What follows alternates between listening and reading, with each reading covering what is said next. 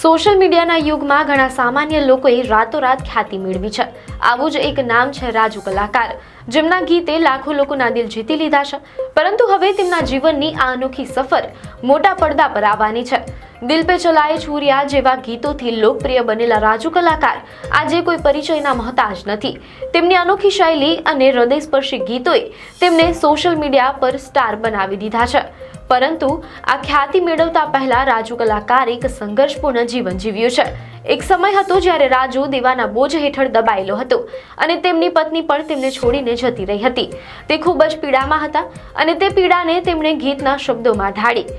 તેમણે ક્યારેય વિચાર્યું ન હતું કે આ ગીત તેમને રાતોરાત આટલા પ્રખ્યાત કરી દેશે। હવે તેમના આ સંઘર્ષ અને સફળતાની કહાની મોટા પડદા પર રજૂ થવા જઈ રહી છે।